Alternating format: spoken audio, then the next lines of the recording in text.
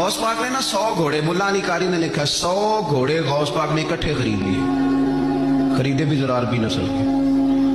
तर्जमा करा अज का की बनता है इस गल का, यानी 1.25 करोड़ वाली पजारो तो भी 100, बड़ी मुश्किल में नहीं आ जाते देखने वाले। दसो मौलवी साहब का की काम है, इनिया गड्डियां इकट्ठियां वो है गल। तो गौस पाक ने 100 घोड़े इकट्ठे, यहाँ एक रवायत है कि 50 घोड़े अरबी नस्ल के महंगे। उस दौर में वही अरबी नस्ल के घोड़े कमाना वही था जो आज आपके यहाँ ना लैंड क्रूजर कमाना है। एक गौस पाक का मुरीद था, तो एक शख्स कहने लगा चल मैं तुझे अपने पीर साहब से मिला के लाऊं। मुल्ला अली कारी ने इसको लिखा है, तो वो कहने लगे मैं नहीं जाता पीरों के पास। उसने कहा चल तो सही, ले आया। पहले दिन दाखिल हुए तो गौस पाक के अस्तबल में 50 घोड़े बंधे हुए। पहला ही शिकवा, कहने लगा यार गुस्सा ना करना। यही होती है ना बातें, स्टाइल भी यही होता है, गुस्सा ना करना। वैसे एक घोड़े से भी काम चल ही सकता है।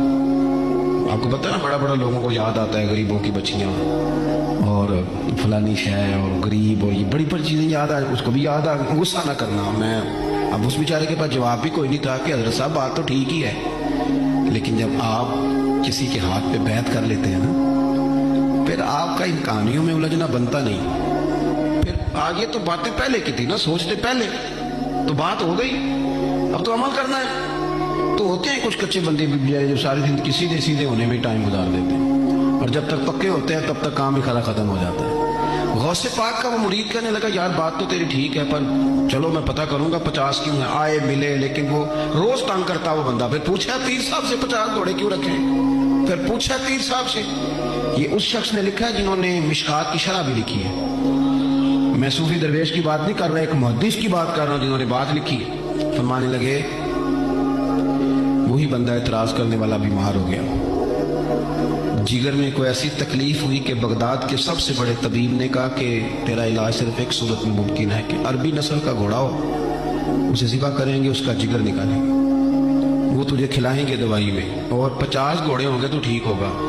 अब मसला जब यहाँ तक पहुँच गया तो मरता क्या ना करता। फिर अपने संगी से कहने लगा चल पीर साहब के पास। उसने कहा मैं नहीं उठ जाना। उसने कहा नहीं तेरी मेहरबानी, तू कोई किसी और चीज पे भी है तो अल्लाह का वास्ता। वो मानेंगे ही नहीं। उसने कहा पैर पकड़ूंगा, मैं मिन्नत करूंगा, मैं खुदा रसूल के वास्ते दूं, एक दफा चल वरना मर जाऊं।